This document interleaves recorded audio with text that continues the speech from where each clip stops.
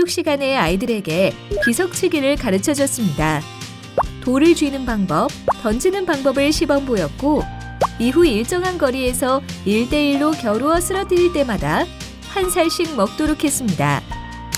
5학년 23명 중 30분간 5살을 먹은 아이가 16명에 불과했습니다. 아이들은 지금까지 손으로 던져 목적물을 던져 맞춰본 적이 없었기에 5살을 먹기까지 1인당 던진 횟수는 60번에서 80번이나 걸렸습니다.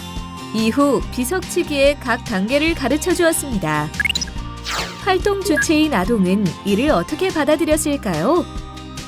많은 아동들은 체육 수업으로 받아들였지만 몇몇은 쓰러질 때와 나이를 먹을 때 재미있었다고 합니다. 그럼 교사는 이 같은 활동을 교육으로 봐야 할까요? 놀이로 봐야 할까요? 이는 제대로 놀게 하기 위한 과정입니다. 이런 과정의 궁극적인 목표는 외부의 도움 없이 아이들끼리 비석치기를 하고 놀 수 있도록 지원하는 것입니다. 놀이교육은 아이들이 노는데 간섭하는 것이 아닙니다.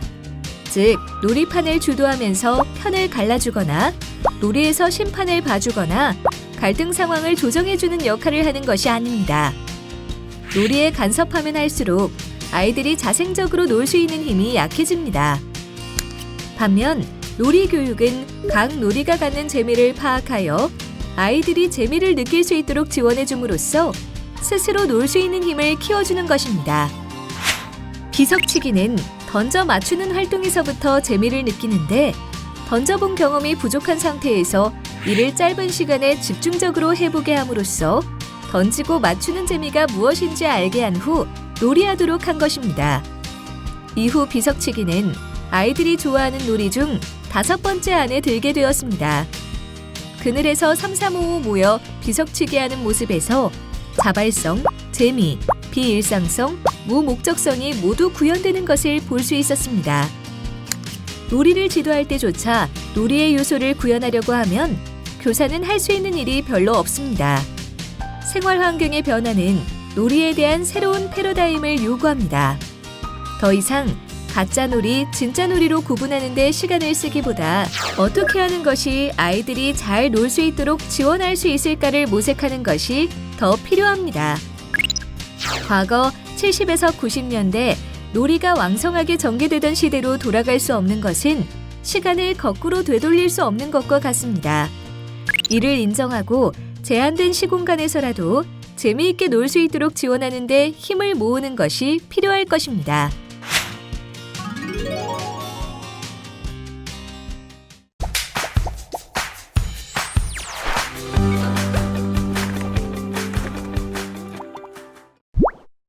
먼저 하위징하가 제시한 놀이 요소가 학교에서 구현될 수 있는가에 대한 검토에서 시작합니다.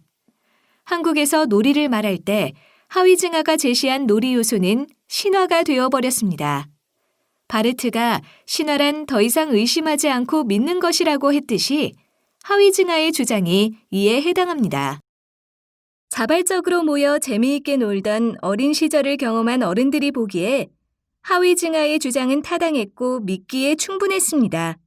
그러나 2000년대 이후 놀이 환경은 과거와 완전히 달라졌습니다. 학원의 증가, TV의 광범위한 보급, 전자매체에 의한 오락의 일상화, 스마트폰의 급속한 확산 속에서 자발성과 재미, 비일상성과 무목적성을 담보한 자생적인 놀이는 급속히 사라졌습니다. 이런 상황 변화로 인해 하위징하의 놀이 요소가 온전히 구현된 놀이가 현실에서 구현되기 어려워졌습니다. 따라서 이런 현실의 문제를 타개하기 위해 학교가 나서 놀이 문화 개선 및 활성화 방안을 모색하게 된 것입니다. 두 번째 한계는 교육이 우선되는 학교가 가진 이성적, 함목적적 성격과 놀이가 가진 감성적 성격의 충돌을 인식하지 못한 데 있습니다. 학교에서 아동은 정해진 시간에 따라 움직이고 제한된 교실에서 교과서에 의해 공부해서 정해진 교육 목적을 달성해야 합니다. 비록 쉬는 시간이나 점심시간이 어느 정도 자유롭지만 이는 교육 목적 달성에 종속될 뿐입니다. 반면 놀이는 이와 같은 타율과 억압보다 자율과 자유, 즉 집단보다 개인의 감성을 더 중시하고 있습니다. 학교 운동회 때 망국기가 운동장에 걸립니다. 학교라는 공간은 원래 공부하는 곳인데 망국기를 걸어놓음으로써 시각적으로 특별한 공간, 즉 노는 공간임을 나타낸 것입니다. 이는 학교는 공부하는 곳이지 노는 곳이 아님을 반증하는 것입니다. 이렇듯 학교는 교육이 우선되는 구조이고 놀이는 교육 목적을 달성하려는 데 걸림돌이라고 여겨져 왔습니다. 이와 같은 상황은 공교육이 시작된 이후 지속되었고 교사를 비롯한 성인의 의식 구조에 정착되어 있습니다.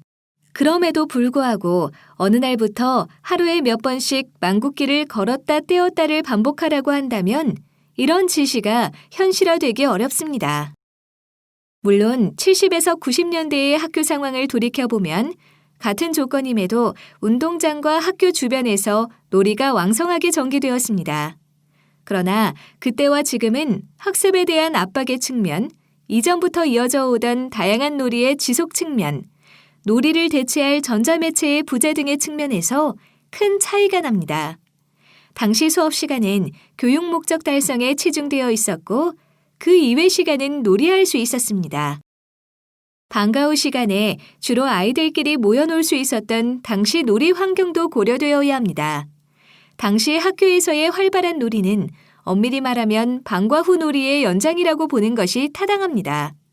따라서 학교에서의 놀이는 공간만 학교이고 아이들이 받아들인 것은 넓은 공터로 인식되었을 것으로 보입니다.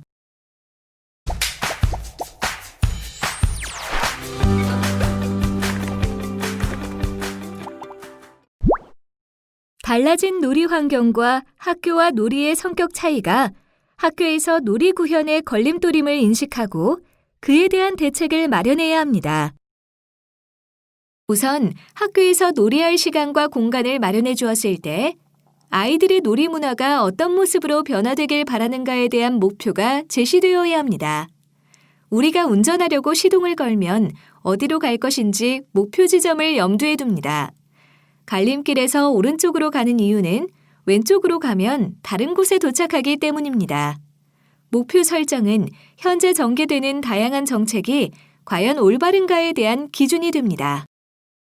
따라서 지금까지 출판 형태로 목표 지점을 제시한 것을 살펴보고 한계를 지적하는 것이 앞으로 오류를 줄이고 방향 설정에 도움이 될 것입니다. 과거 70에서 80년대 학교 운동장, 공터, 골목 등 모이기만 하면 딱지치기, 구슬치기, 고무줄놀이 등 다양한 놀이로 왁자지껄한 모습을 상정하고 그런 모습의 구현이 최종 목표임을 주장했습니다. 다음 글을 함께 읽어봅시다. 우리는 놀았다. 우리끼리 놀았다. 하루 종일 놀았다. 더워도 추워도 놀았다. 꼭 밖에서 놀았다. 온 산동네가 우리들의 놀이터였다. 멀리 야산에 가서도 놀았고 높은 축대에서 뛰어내리는 위험한 놀이도 했다. 날이 컴컴해도 공을 차며 놀았다. 어른들 눈에 보이지 않는 곳이 우리 눈에는 보였다. 이때가 가장 행복한 시절이었다. 이런 상황을 만드는 것이 정책에 반영됩니다. 놀 시간과 공간 확보가 최우선의 과제이고 아이들을 자유롭게 내버려 두는 것이 학교와 사회에서 해야 할 놀이 정책으로 받아들여진 것입니다. 지금까지 각 시도에서 전개된 놀이 정책의 중심은 과거 회귀형 놀이 환경 조성이라 할 수 있습니다. 그러나 이런 주장이 현실 상황에서 가능할까요? 1970에서 80년대 상황을 30여 년이 지난 오늘날에 구현하기는 어렵습니다. 그럼에도 이런 환경 조성이 놀이 정책의 목표가 되었습니다. 그래서 아이들을 위한 놀이 환경이 크게 개선되고 있지 않습니다. 그 이유는 어른들이 정한 놀이 정책 때문이라고 볼 수 있습니다. 밖에 나가면 함께 놀 아이들이 없다고 항변하지 말고 왜 밖에 나가면 아이들이 없는지, 당신과 내 아이를 그동안 어디로 빼돌렸는지, 이 아이들을 마당과 골목에서 사라지게 한 자들이 우리 밖에 있다면 그들과 어떻게 싸워 아이들의 놀터와 놀 틈을 되찾아올 것인지 생각해보자. 싸움의 상대를 애써 찾을 것도 없이 그 상대는 우리 자신일 가능성이 높다. 어른들이 아이들을 빼돌려 놀지 못한다는 주장은 일견 타당해 보입니다. 아이들을 학원을 보낸 주체가 어른들이기 때문입니다. 그러나 자본주의가 고도화되면서 맞벌이 부부가 늘어나고 학령 위주의 경쟁 사회가 심화되는 상황에서 부모는 아이들을 어떻게 돌봐야 할까요? 이와 같은 전체적인 사회 변화를 외면하고 오로지 어른들 탓하고 무작정 밖으로 내보내면 답이 될 수 있는지 의심스럽습니다. 이런 문제에 대한 대안으로 최종 제안한 아이들의 모습을 다음과 같이 생생하게 제시하고 있습니다. 소리 질러야 아이다. 울고 싶을 때 마음껏 울 수 있어야 아이다. 고삐 풀린 망아지처럼 온 동네를 뛰어다녀야 그게 아이다. 더 나아가 구르고 뒹굴고 물어뜯고 때로 비명도 지르며 한 시절을 보내야 아이다운 아이다. 높은 데서 뛰어내리고 땅바닥을 박박 끼고 굴러다니기도 해야 한다. 놀이를 강조하려는 것으로 보이지만 현실성이 떨어집니다. 요즘 아이들에게 이런 모습을 기대하고 밖으로 보낼 부모는 찾기 어려울 것입니다. 영국의 역사학자 토인비는 과거에 성공한 사람이 자신의 능력과 방법을 우상화함으로써 오류에 빠지게 되는 것을 휴브리스라고 했습니다. 자신의 과거 경험이나 능력만을 절대적 진리로 믿고 주변 사람들의 생각이야 어떻든 또 세상이 어떻게 바뀌었든 상관없이 자신이 과거에 했던 방식대로 일을 밀어붙이다가 실패하는 사람들의 부질없는 오만을 일컫는 말입니다. 또한 앙리 베르그송은 환경 변화가 없을 때 경험은 매우 중요한 의미를 갖지만 심할 때는 오히려 짐이 될 뿐이라 경계했습니다. 지금은 과거와 완전히 다른 환경임을 잊지 말아야 할 것입니다. 다른 한편에서는 교사가 아이와 함께 놀아주면 어느 때부터 아이들끼리 잘 논다는 것도 같은 맥락입니다. 예전에 형이나 언니의 역할을 교사가 해주면 된다는 것인데 지향점은 결국 과거에 즐거웠던 어린 시절의 소환으로 귀결되는 것입니다. 물론 그때의 모습이 다양한 정책으로 오늘날 구현된다면 얼마나 좋을까요? 그러나 시계를 거꾸로 돌릴 수는 없습니다. 그렇다면 목표 지점의 변경에 대한 진지한 고민이 필요할 것입니다. 무지개를 쫓는 소년이 되지 않기 위해서 새로운 목표 지점을 설정하는 것이 우선되어야 합니다. 새로운 목표를 설정하기 위해 선행되어야 할 것은 놀이 접근 방식의 변화가 필요합니다. 한양명은 하위증하의 놀이 요소에 대한 제시가 모든 놀이에 적용하기 어렵다고 보았습니다. 그 이유로 놀이 이해가 수시로 행해지는 놀이를 기준으로 파악한 것이기에 지나치게 이상적 상태를 전제했다는 점, 양식화한 놀이와 일시적이고 임의적인 놀이를 구분하지 않았다는 점을 들었습니다. 따라서 달라진 놀이 환경에 따른 새로운 접근의 필요성을 제기해야 합니다. 아울러 김기정은 하위증하의 연구가 유럽의 급속한 산업화에 따른 문제를 비판하는 측면에 편중되었음을 지적하면서 현대 자본주의화된 사회에서 놀이를 설명하는데 부적합하다고 비판하고 있습니다.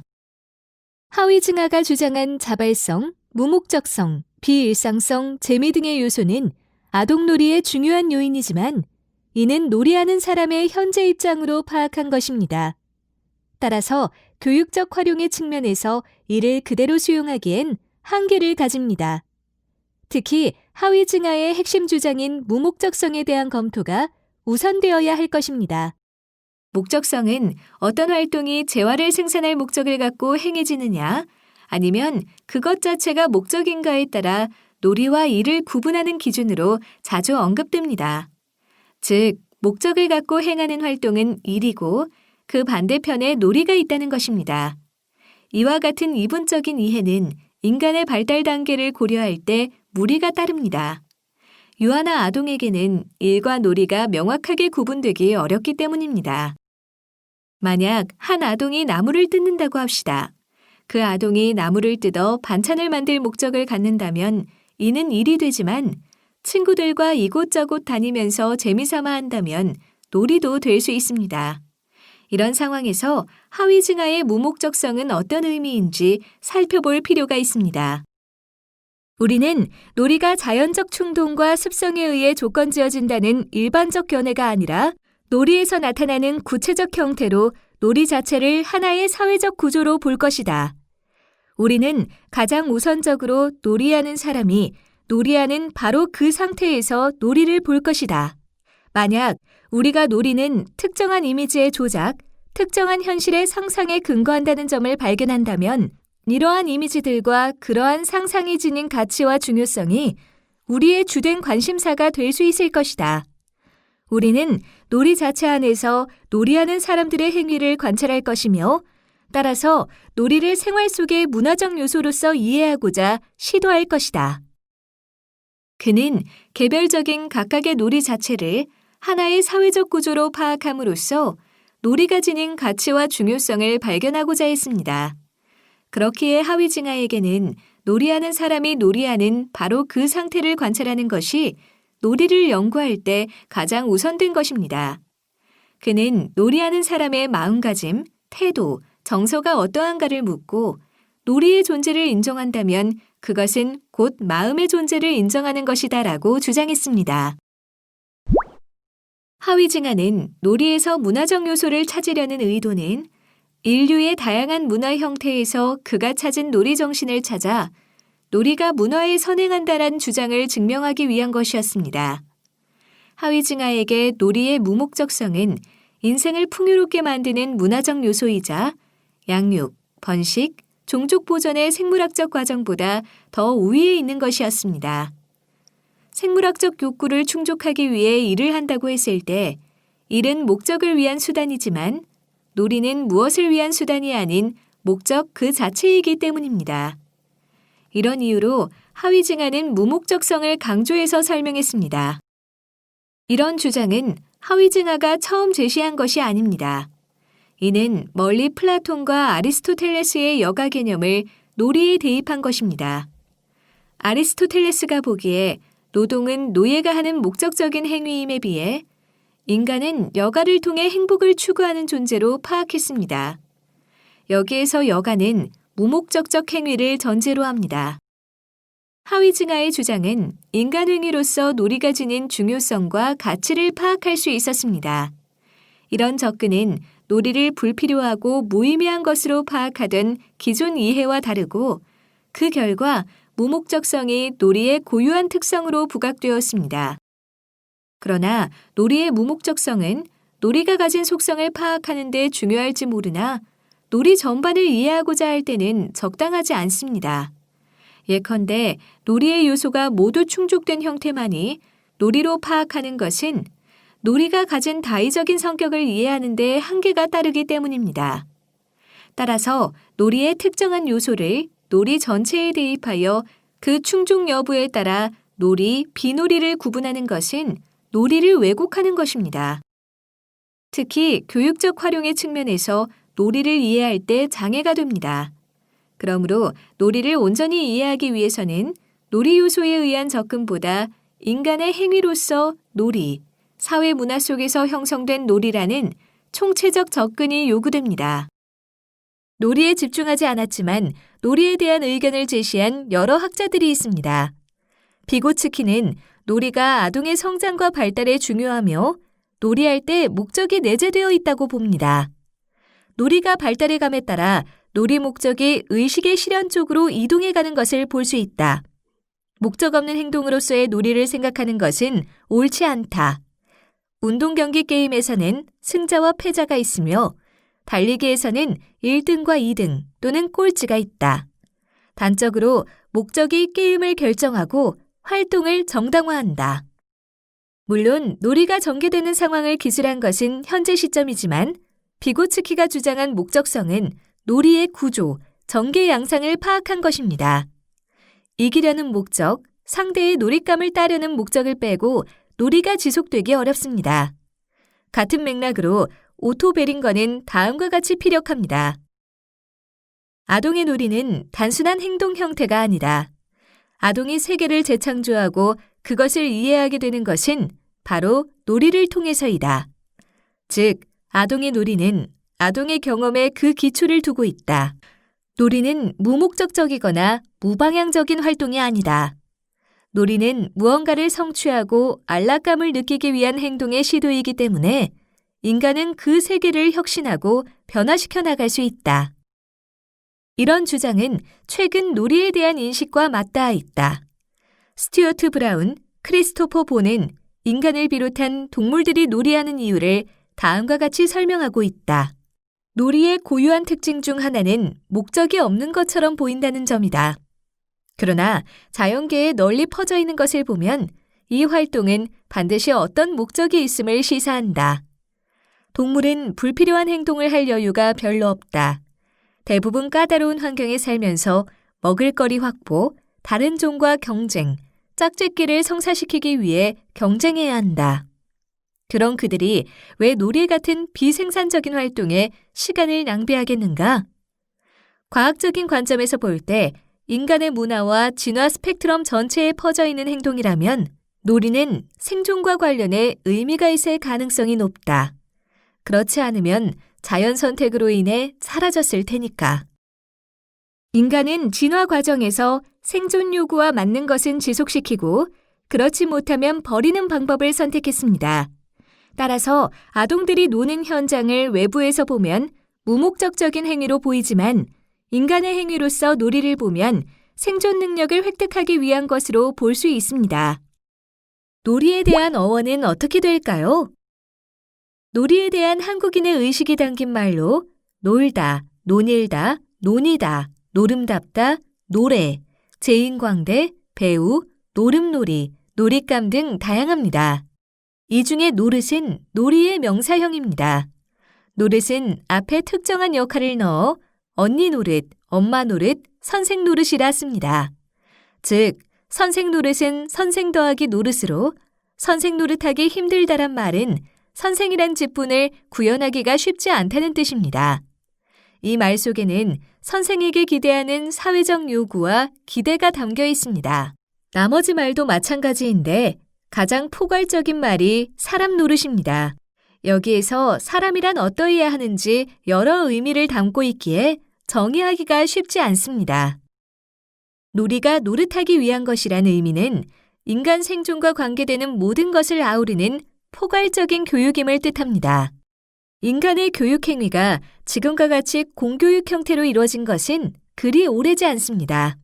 인간은 살아가는 데 필요한 것들을 형식화된 교육기관에서 배운 것보다 여러 속에서 살아가며 터득한 것입니다. 살아가는 과정에서 놀이가 교육의 매개로 기능하다는 뜻입니다. 그래서 파이디아가 파이데스, 파이데이아의 어원인 것입니다.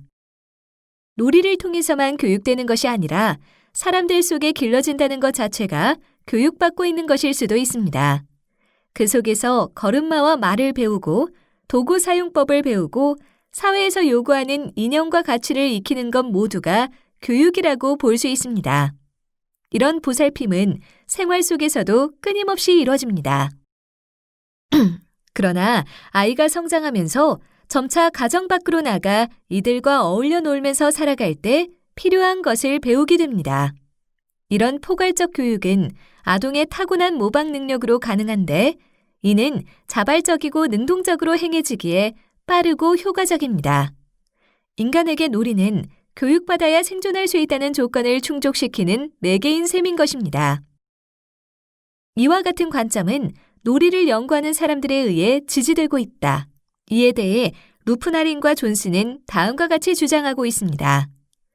놀이는 생물학의 기초를 두고 있으며 인간 발달에 진화론적 기여를 하는 것으로 인정되어 왔다.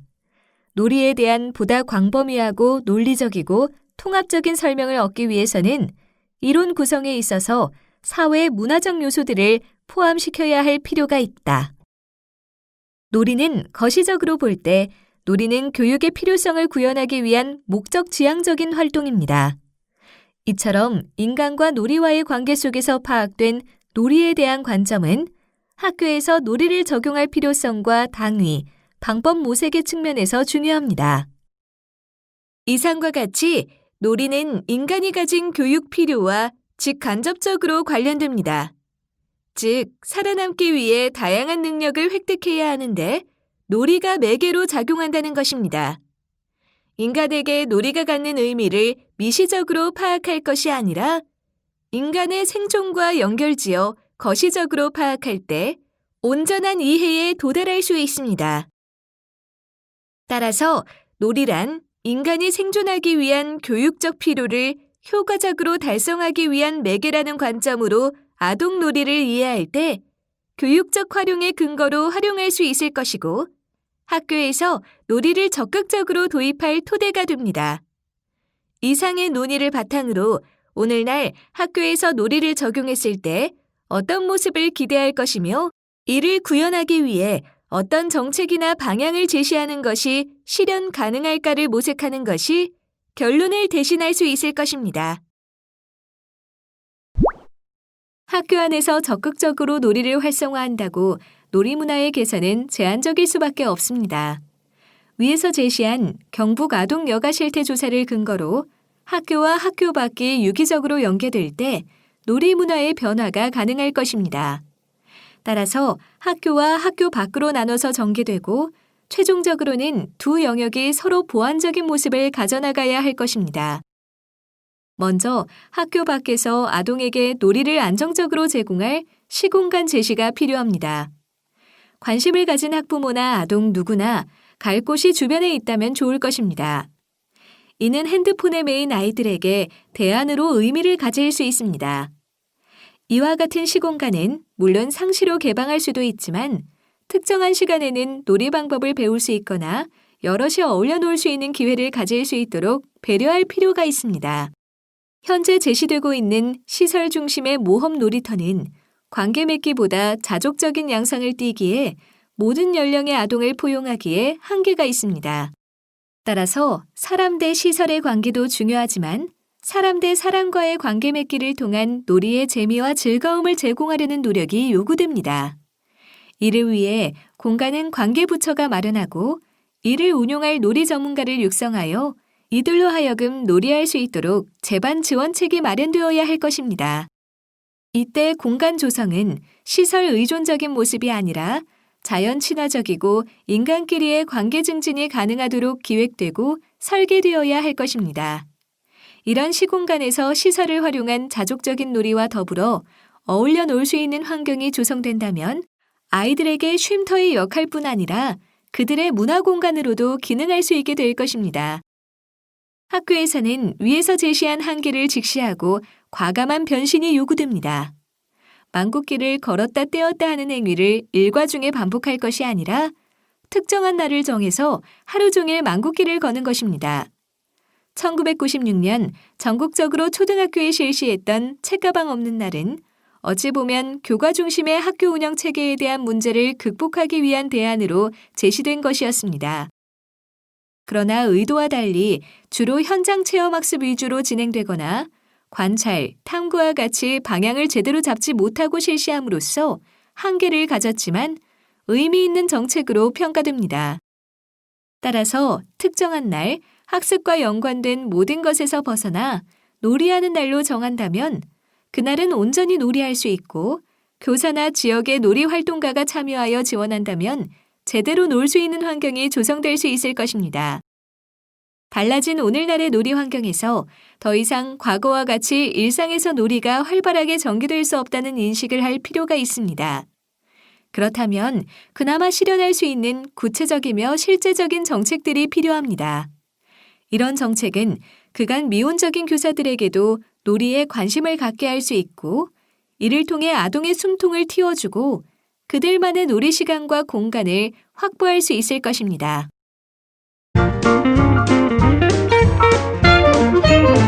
학습한 내용을 함께 정리해 볼까요?